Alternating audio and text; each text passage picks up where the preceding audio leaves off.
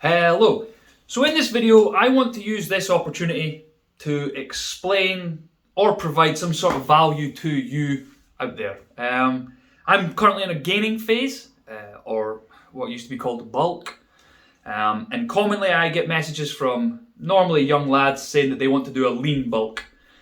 I think that's a term that is misunderstood, but it's also right. And I'll come on to that in a little bit. What I'm going to give you is I'm going to give you my experience and some of the science, not all of it, to gain muscle. And again, I know I'm not massive, and I know I'm not, I don't have a PhD or doctorate in physiology or hypertrophy, depending where you are from the world. And again, I don't know all the ins and outs. I'm not going to touch on the mechanisms of hypertrophy. I'm not going to look at or touch on measurements or ways to measure muscle growth. If you want to look at those sorts of things, I'd recommend looking up Dr. Mike Isertel, Dr. Andy Galpin, Dr. Lane Norton. Again, you can Google or go on YouTube and look up physiology, mechanisms, muscle growth, muscle gain, bulking, getting bigger. So, again, the idea of a lean bulk is how you should be doing this. Health should always be priority. You don't want it to be that you're going from eating whatever you're eating to suddenly thinking you should be eating McDonald's, Big Macs, cheeseburgers, pizza, junk. That stuff does eventually come in handy, but not straight away. To begin with, you do want to be prioritizing your health. You want to make sure that your heart, your lungs, your blood sugars, your insulin, all these things are going normal. And you'll have heard all those terms before, and you'll probably have a slight understanding of them, but I'm not, again, going to go too deep into them. I am just going to talk about how I would recommend, or the kind of fundamental steps to gaining muscle. So, as I've said, muscle growth or increasing muscle tissue is known as hypertrophy or hypertrophy, depending who you are, where you are from the world. And the way that the tissue increases is it either connects this way or it connects on top. And again, it's tiny, minute, really small, and it's something that if you want to measure it, you have to then get things like biopsies, and there are body fat scales, things like that again, but I don't want to touch on them. I'm just going to go through 4 steps to kind of gaining muscle. So step 1, fascinating. Gaining muscle takes a long time. I'm sure for a natural male, it's about 1/4 pound of muscle you can gain in a month, and that's if you get absolutely everything on point. For females, I'm not entirely sure, if I'm honest, but again, females can gain about the same sort of muscle, not in total, but over time as men. So I imagine it's probably pretty close to the 1/4 pound as well. I've now been gaining, bulking, pushing up, whatever you want to call it. There's a lot of jargon, there's a lot of terms that are used now. Since June 2019. I am currently sitting at 89 kilos, which is about 9 kilos heavier than when I started all of this, way back at the start of 2019. Because you got to remember is I went from 80 kilos down to 71, and then I pushed back up to 92, and that took about 2 years. So what's that, about 20 kilos in 2 years of weight gain? That's definitely not muscle, because if you've seen how badly I came out of my diet, how I reversed out of that dieting phase, I gained 6 kilos in the first weekend, and most of that was water and fat. So it's definitely not 20 kilos of muscle. Being realistic, I think I've maybe gained potentially 7 kilos of muscle in that time. And that there's so many aspects that could relate to that: age, training age, intensity of training, time that I've taken off, stress. It's too many things. Step 1, again, I'm going to say it again, you have to accept that it's going to take time. You're not going to gain muscle in 6 weeks and then be wanting to start dieting then. And then start dieting. Accept that it's going to take maybe a year and a half of gaining with potential recomps, which means bringing body fat back down to then push back up. But I don't think you should be looking to try and do like a 4-week bulk, 4-week cut, 4-week bulk, 4-week cut. I think you're kind of going around in circles. Pick one beast, chase after that, catch it, and then go after the second one. Step 2, I would recommend introducing some sort of resistance training. And again, this isn't essential, however, it is what's recommended. And with that, I mean some sort of weightlifting. It could be your body weight though, it could be bands, it could be weights, it could be some sort of circuit training. And what I recommend and what I do is using some sort of progressive overload. And what that means is you do a little bit more each week. So let's say one week you can lift, let's say you can lift 100 kilograms for 5 reps. The following week you could either try and do 105 for 5 reps, or you could try and do 100 for 6 reps, or you could do 2 sets of 100 for 2 or 3 reps. And again, that's increasing how much work your body's got to do, or that muscle has to do. With regards resistance training, I'm not going to go too deep into too much. I do have a little list here, so if you do see me looking off, it's so I can see that. I am hoping that I can put little images in as well. Another thing that's important is maximum recovery volume. So a huge thing or a common thing that I see with people is they do too much. They just do and do and do. And this is way more common in females than it is for males. However, you will see men trying to do chest day every single day. What eventually happens is you don't get the same sort of progressive overload because of, there's a model called fitness fatigue model. When fitness is at its top, fatigue's at its bottom. But what happens is as fatigue starts to come up, fitness starts to go down. So what you want to do is you want to try and make sure that you can recover in enough time to allow your body to be able to progress that same movement potentially 4 to 5 days later. Some people can recover really quick, some people can't. So sometimes someone could only hit a certain muscle a certain amount of times. And again, that's what maximum recovery volume is. So that's how much you can do to then recover either that week or the following week to be able to hit that muscle as hard as you did the last time. I hope that makes sense. The next part of resistance training, or an important part of resistance training, is exercise selection. And the order that you pick or the way you put your training together does have to have some sort of consideration in what you specifically want to increase or improve the most, and you would prioritize that. So for me, it's my upper chest and my shoulders. So all of my pressing sessions start with a shoulder exercise and then an upper chest session. Another thing that we've done recently is increase my arm volume, because I've got very slim arms, so we need to get them looking bigger. Another thing that people get confused with regards to this exercise selection, you also want to try and put something, if you're a beginner, you want to put the most demanding exercises first.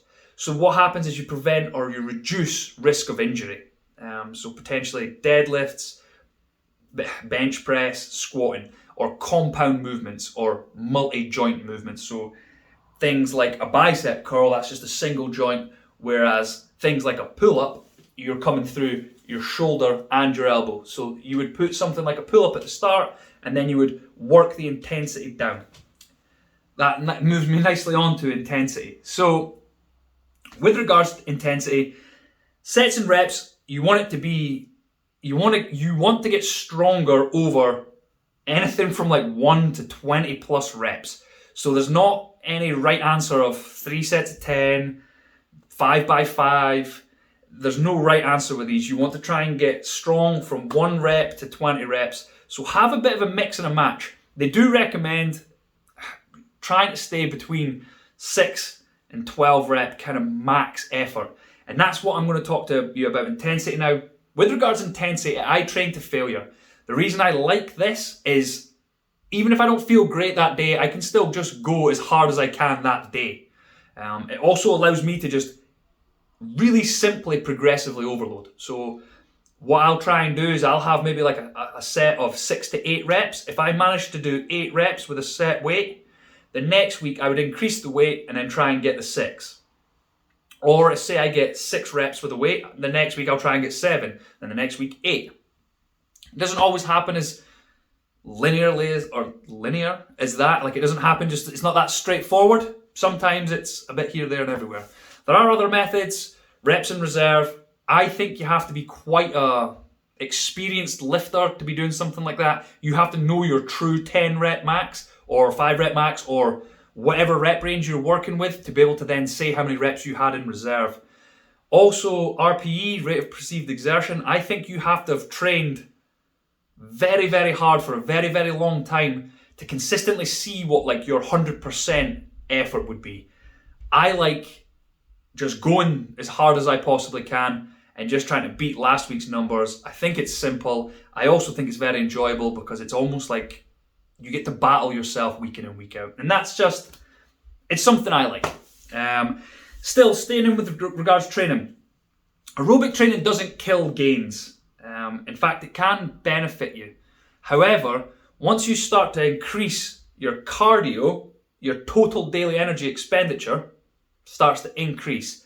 So this then ties into my next point of food. Step 3, food.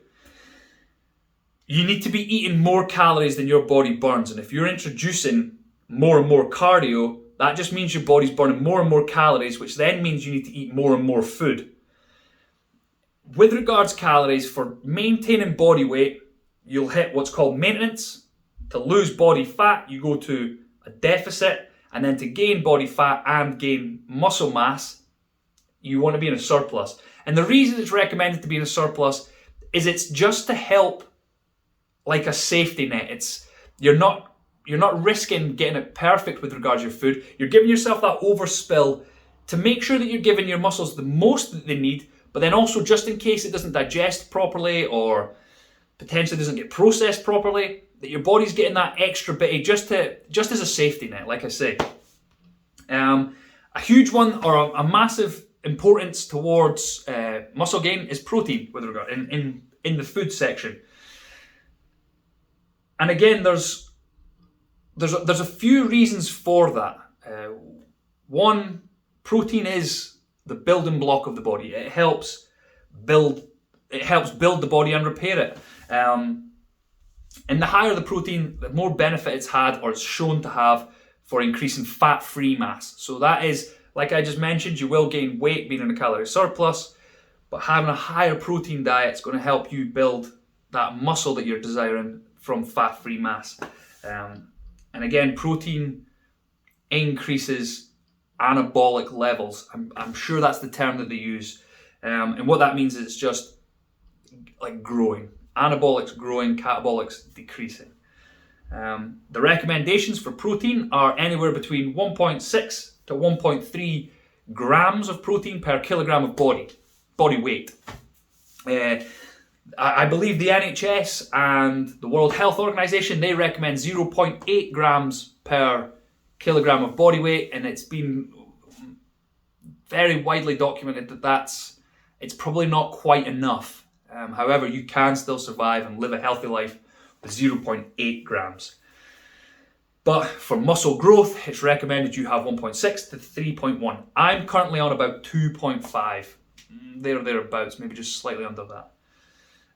So food, you need to be in a calorie surplus. I showed you guys on my last video the amount of calories that I'm eating, and last week was just over 4,000. I'm hovering between, I probably average about 3,400, 3,300 a week just now, per day. But yeah, you need to be eating, it is recommended that you're eating in a surplus. So this then can take me back to the lean bulk idea. And what you want to do is you want to just gradually increase. You don't want to be jumping from maintenance to say 1,000 calories over that, because what will happen is your body's just going to be more susceptible to store that 1,000 calories as fat, as opposed to you want to like gradually build up the requirement for that extra tissue to grow. So your basal metabolic rate, that's just your body keeping itself alive. As you use and introduce resistance training to break down that muscle, as you're eating more, that breakdown is going to then cause your body to have to start repairing it. And that then increases the amount of calories your body's using just to stay alive. You then feed it more, and then that just helps with the process. Increase that protein, and then you're just helping your body, putting your body into that position of anabolism or anabolic, into that position of being anabolic. Again, I hope that makes sense. If you do have any questions, just ask. I am trying to do these things in one take. I do want to show and represent things in a way that's raw and real. I don't want to edit things out and make it look like I can get everything perfect all the time. I do know though, however, in a year's time I'll be a lot better at this and I'll be better at planning it. However, I'm going to try really hard to keep myself from editing videos to look like highlight reels. And I hope that makes sense, and I hope you can bear with me and stick with me until I get there. It might not happen overnight, but I will do my best to get there. And the final and last step for muscle growth would be rest and recovery. And we'll go back to like the maximum recovery volume. So you want to be doing a certain amount of exercise or enough exercise to cause the stimulus to grow, but not too much that you're not able to recover from.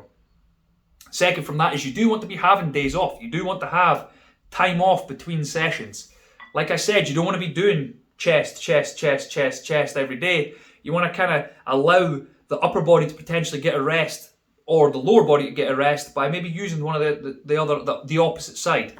Another massively important part is sleep. So food and sleep are the most anabolic. I know I keep using that word. Like processes that a natural athlete can use. So no, they recommend nothing, like you should be trying to get between 7 to 9 hours a night. Some people might need 10. However, you yourself will know that like the higher numbers for me, if I go over 9, I feel a bit groggy. If I get under 7, I feel pretty terrible. But if you ask my coach, I don't really sleep very well. So I think other things that people can use for recovery are things like massage, foam rolling, the massage guns, baths, Epsom salt baths. Hopefully I've been able to put that video up. Walking is very good for recovery, or active recovery. There could be like light jogging in there as well, but then you would have to take that into consideration for your food and have to increase it slightly. So I have wrote one final little point at the bottom here and I cannot read it. So I've put confusion and advanced training methods. What a lot of people do is they do get bulking and cutting confused and muddled up, and people think that they are the same thing where they're not. Cutting does create the illusion of you looking much bigger. I'm hoping I can put up a photo of what I actually looked like when I was at my leanest. And there's 20 kilograms difference between that to the biggest I've ever been. And I hope that clears up a bit of the confusion. If there is anything else that I've kind of touched on that does sound confusing, please let me know. I will do my best to explain things, and I'll maybe have to do another video. Also, advanced training methods, you probably don't need these just yet, and that's going to be things like metabolite training, or drop sets, or supersets, or pyramid schemes, or occlusion training. And these are maybe way over your head, or you've maybe heard of some of them. And what these are to allow your body to add more volume in a shorter space of time. And what you probably don't need to be doing is that right away. You probably want to try, I'm going to put this to you, I'm going to recommend this. You want to squeeze out as much progress from the basics as you possibly can before you start introducing these advanced training methods. Because that's, once you can get 100% from the basics, and then you can add that 1% with these advanced training methods, it's going to get you that extra bit. Whereas if you start introducing them and you get to that 100% and there's nothing else you can add, you're not going to get that extra. I hope that clears up gaining muscle and bulking, pushing, gaining. I have tried to keep it very simple. I have kept out the mechanisms, the physiology, and ways to measure gaining muscle. The simplest would be using scales and making sure that scale weight increases. If you do have any questions, please do just shoot them in the comments below. If there's anything that I've said that you totally disagree with, do not worry about offending me. I'm still trying to learn myself just now. That's my take on it. There are other ways to do this. and I guarantee I'll have gotten something wrong in there. My notes I wrote yesterday, I didn't reread them, I just jumped straight on this and done it in one take. So thank you very much for listening. I hope this provides some sort of value. If there's anything you'd like me to discuss more in detail like this, or if you like this video, let me know as well. I am going to try and do a bit more informative stuff just because it can help you, and that's the whole purpose of this channel. I want to help you. I want you to get the reality of gaining muscle, losing fat, getting ripped, dieting, mindset, the psychology behind it. I want to use myself and my body as I've said, as a reference for you to see how hard it is or what you actually have to do. I'm going to stop waffling now. Thank you so much. I hope this helps, and I'll speak to you soon.